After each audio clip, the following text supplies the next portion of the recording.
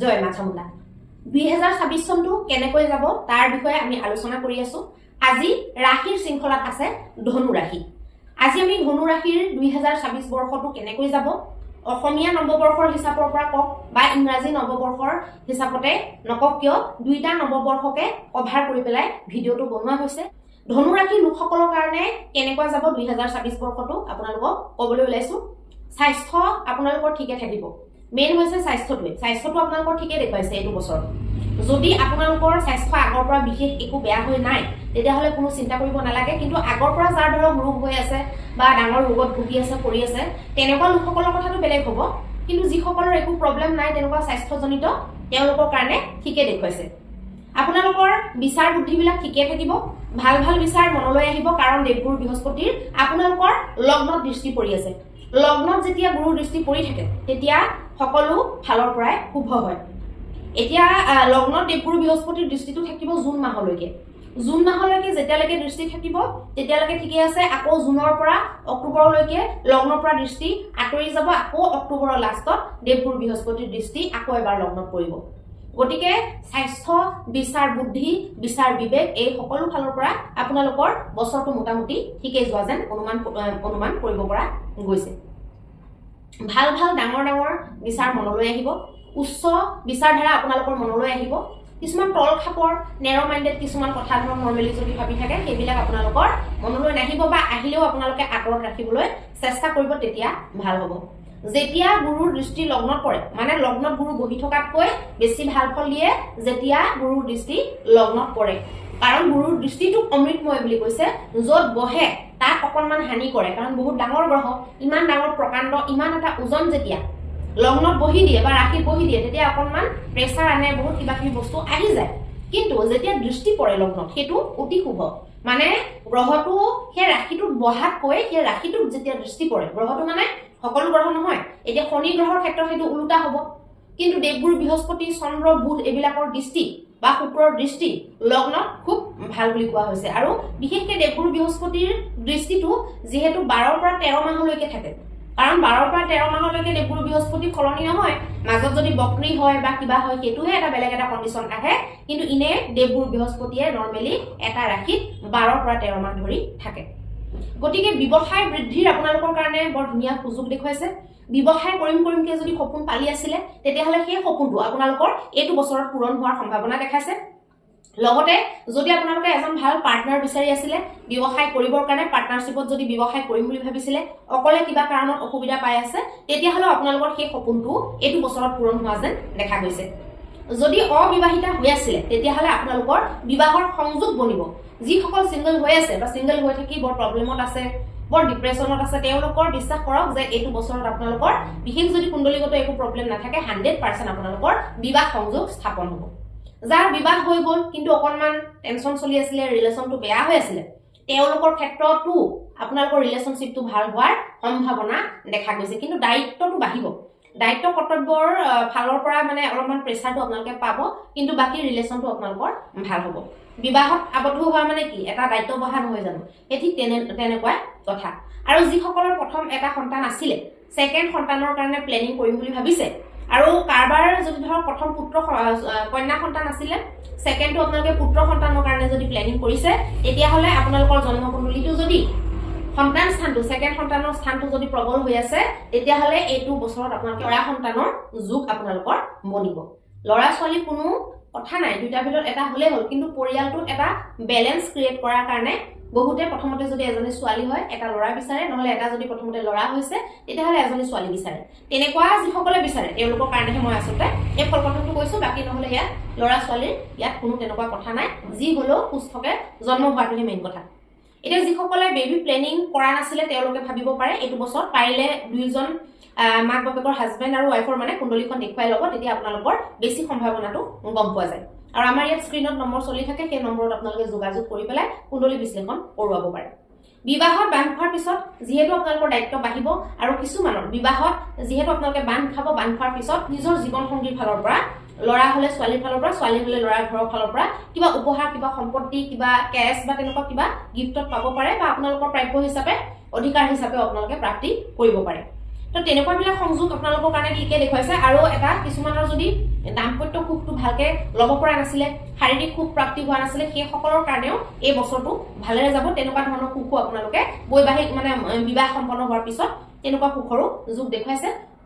আৰু লগতে আপোনালোকৰ যদি মান সন্মান যশ একেবাৰে প্ৰাপ্তি ধৰক নহয় যিমান কৰিলেও আপোনালোকৰ ক্ৰেডিট কোনেও নিদিয়ে বা আপোনালোকক কোনেও চৰাহনা নকৰে কোনেও আপোনালোকক চাবাচি নিদিয়ে তেনেকুৱা ক্ষেত্ৰত সেইটোৰ ফালৰ পৰা আপোনালোকে শুভ লাভ দেখিবলৈ পাব জুন মানলৈকে আপোনালোকৰ সন্মান ব্যৱসায় এইবিলাকৰ ক্ষেত্ৰত খুব ভাল দেখুৱাইছে জুনৰ পৰা অক্টোবৰলৈ আপোনালোকক জীৱন সংগীৰ দিশৰ পৰা ধন প্ৰাপ্তি বা যিকোনো গিফ্টত নহয় বা অধিকাৰ হিচাপে আপোনালোকে প্ৰাপ্তি কৰিব পাৰে কিন্তু আপোনালোকৰ জুনৰ পৰা অক্টোবৰলৈকে পেটৰ অসুখ কিন্তু হ'ব পাৰে পেটৰ অসুখৰ পৰা সাৱধান খাদ্য বস্তুবিলাক নিয়ন্ত্ৰণ কৰিব সংযম কৰিব নিজৰ জিভাৰ টেষ্টত সংযম কৰিব বাণী আপোনালোকৰ প্ৰভাৱিত হ'ব জুনৰ পৰা অক্টোবৰলৈকে আৰু লগতে শহুৰৰ ঘৰৰ মানুহবিলাকৰ লগত ৰিলেটিভছ বিলাকৰ লগত বা শহুৰ শাহুৰ এই সকলৰ লগত আপোনালোকৰ সম্পৰ্ক যদি আপোনালোকৰ বেয়া হৈ আছিলে তেতিয়াহ'লে সম্পৰ্কটো আপোনালোকৰ ভাললৈ অহা যেন দেখা গৈছে অক্টোবৰৰ পৰা আপোনালোকৰ ধৰ্ম ভাগ্য দূৰ যাত্ৰা এইবিলাক বৃদ্ধি হ'ব অক্টোবৰৰ পৰা আপোনালোকে যদি কৰবাত ভ্ৰমণত যাবলগীয়া আছে যদি বিশেষকৈ তীৰ্থ ভ্ৰমণ কৰিবলগীয়া আছিলে তেতিয়াহ'লে সেইবিলাক আপোনালোকৰ সম্পন্ন হ'ব ভাগ্যৰ সংযোগ আপোনালোকৰ কাৰণে ঘটিব গুৰু ধৰিম বুলি ভাবি আছিলে বা গুৰু এজন বিচাৰি আছিলে তেনেকুৱা গুৰু আপোনালোকৰ জীৱনলৈ আহিব পাৰে বা কিবা এটা এনেকুৱা ধৰক বস্তু আপোনালোকে শিকিবলৈ ওলাইছে বা শিকিবলৈ আপোনালোকে যিটো প্লেনিং কৰি আছিলে সেইটো সম্পন্ন হৈ গ'ল এজন আপোনালোকে ভাল গাইড কৰা মানুহ পালে বা গুৰু পালে সেই সমূহৰ ফালৰ পৰা আপোনালোকৰ এই বছৰটোত ভাল দেখুৱাইছে পৰাক্ৰমো আপোনালোকৰ বৃদ্ধি হ'ব কিন্তু ৰাহুৱে অকণমান যাৰ জন্মকুণ্ডলীত জন্মতে ৰাহু বেয়া তেওঁলোকৰ কিন্তু কি হ'ব এলাহো বৃদ্ধি কৰাব পাৰে এফালে পৰাক্ৰম বৃদ্ধিৰ কথা কৈছো যাৰ ৰাহু ভালে আছে তাৰ পৰাক্ৰম বৃদ্ধি হ'ব কিন্তু যাৰ ৰাহু বেয়া হৈ আছিলে জন্মতে তেওঁলোকৰ কিন্তু পৰাক্ৰম বৃদ্ধিটো বাদে এলাহ বৃদ্ধিহে হ'ব পাৰে ভূমি ভৱন বাহন আদিৰ ক্ষেত্ৰত আপোনালোকৰ সংযোগ বনিব পাৰে কিন্তু চৰকাৰী চাকৰি বিষয়ক বস্তুবিলাকত আপোনালোকৰ লেট হ'ব পাৰে বিলম্ব হ'ব পাৰে বা ভবামতে নহ'ব পাৰে ট্ৰান্সফাৰ ৰখি যাব পাৰে বা আপোনালোকৰ যদি প্ৰমোচন হ'ব লগা আছিলে সেইটোতো আপোনালোকৰ প্ৰব্লেম আহিব পাৰে দেউতাকৰ লগত আপোনালোকৰ সম্পৰ্ক বেয়া হ'ব পাৰে কাৰণ দেউতাকৰ স্থানত শনিৰ দৃষ্টি পৰি আছে বা কিছুমানৰ ক্ষেত্ৰত কি হ'ব দেউতাকৰ লগত সম্পৰ্ক বেয়া হ'ব পাৰে বা দেউতাকৰ স্বাস্থ্য বেয়া হ'ব পাৰে দুটাৰ ভিতৰত এটা হ'ব পাৰে ৰাহুৱে আপোনালোকক অক্টোবৰলৈকে ভাই ভনী বন্ধু আৰু ছুটি যাত্ৰাৰ পৰা লাভ নিদিয়া ভাই বন্ধুৰ লগত আপোনালোকৰ ঠিক নপতা বা আপোনালোকৰ দূৰত্ব বৃদ্ধি কৰা তেওঁলোকৰ আৰু আপোনালোকৰ সম্পৰ্কৰ মাজত এটা গেপ আনি দিয়া লগতে আপোনালোকৰ যিকোনো ছুটি যাত্ৰাবিলাকৰ পৰা লাভ নোহোৱা যিটো লাভ আপোনালোকে পাই আছিলে ইমান দিনে সেইটো লাভ কমি যোৱা এই বস্তুবিলাক আনিব পাৰে অক্টোবৰৰ পিছত আপোনালোকৰ ধনহানি কৰিব অকণমান ধনহানি কৰিব ৰাহুৰ ফালৰ পৰা অক্টোবৰৰ লাষ্টৰ পৰা সেইটোত অকণমান সাৱধান হ'ব শ্বেয়াৰ মাৰ্কেট আদি জাতীয় বস্তুত যদি আপোনালোকে পইচা লগাম বুলি ভাবিছে বিশেষ সাৱধান হ'ব লাগিব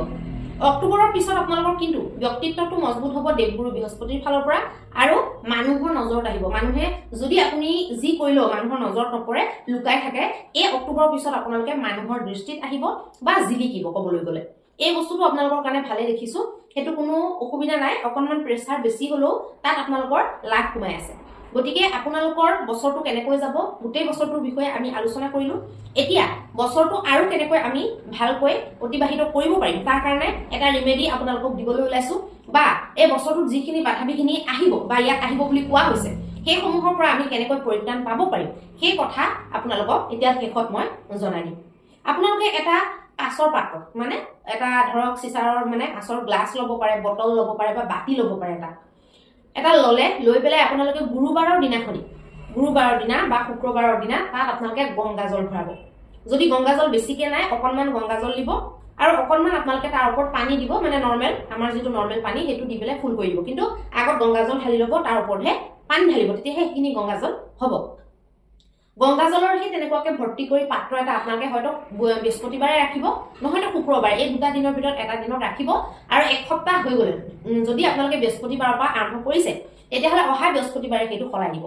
যদি শুক্ৰবাৰৰ পৰা আৰম্ভ কৰে তেতিয়াহ'লে অহা শুক্ৰবাৰে সলাই দিব মানে 7 দিনৰ মূৰে মূৰে আপোনালোকে সেই পানীখিনি বদলি কৰি থাকিব পাত্ৰ একেটাই থাকিব গংগাজলখিনি আপোনালোকে সলনি কৰি থাকিব আৰু অগ্নিকোণত আৰু একদম ডাইৰেক্ট পশ্চিমত আপোনালোকে পাইৰাইটৰ পাথৰ ৰাখিব 150 গ্ৰামৰ ওপৰত ৰাখিব 150 গ্ৰাম 200 গ্ৰাম 250 গ্ৰাম এনেকুৱা ওজনৰ আপোনালোকে পাইৰাইট ৰাখিব যিকোনো এটা থোৱা বস্তু যোগাৰ কৰিব, টেবুল চেবুল বা কিবা এখনত, বা যদি কিবা লকাৰ আছে বা চেল্ফ আছে আপোনালোকে ৰাখি দিব। আৰু আপোনালোকে ডেইলি বিষ্ণু দেৱতাৰ 108 নাম আৰু লক্ষ্মী মাৰ 108 নাম আপোনালোকে ৰেগুলাৰ পাঠ কৰিব। ৰেগুলাৰ পাঠ কৰিবলৈ যদি আপোনালোকৰ সময় নাথাকে তেতিয়াহ'লে শুক্ৰবাৰ আৰু বৃহস্পতিবাৰ, মানে এই দুইটা দিনতে, প্ৰত্যেক সপ্তাহতে বৃহস্পতি আৰু শুক্ৰ এই দুটা দিনত কৰিলেও হৈ যাব। আৰু যদি ৰেগুলাৰ পাঠ কৰিবলৈ যদি সময় আছে তেতিয়াহ'লে নিশ্চিত ৰূপে ৰেগুলাৰ পাঠ কৰিলে বেছি লাভ প্ৰাপ্তি কৰিব পাৰিব। যদি এই চেনেলটো আপোনালোকে দৰকাৰী বুলি ভাবিছে তেতিয়াহ'লে লাইক, শ্বেয়াৰ আৰু ছাবস্ক্ৰাইব কৰিব। ফেচবুকত যদি চাই আছে আপোনালোকে ফ'ল' কৰিব, আৰু ইউটিউবত যদি চাই আছে নটিফিকেশ্যন বেলটো অন কৰিবলৈ নাপাহৰিব, তেতিয়াহে আমাৰ নতুন নতুন ভিডিঅ'বিলাক পাই থাকিব। বাস্তুশাস্ত্ৰৰ ওপৰত, এষ্ট্ৰলজিৰ ওপৰত বিভিন্ন ধৰণৰ তথ্য আপোনালোকক জনাবলৈ চেষ্টা কৰি থাকিম। আৰু আপোনালোকৰ গোটেই বছৰটো ভালে কুশলে যাওক, সুখ সমৃদ্ধি আপোনালোকৰ জীৱনলৈ আহক, আৰু সকলো ধৰণৰ বাধা বিঘিনিসমূহ যাতে মায়ে নাশ কৰে তাৰে কামনাৰে মই ভিডিঅ'টো সামৰণি মাৰিলোঁ। ধন্যবাদ।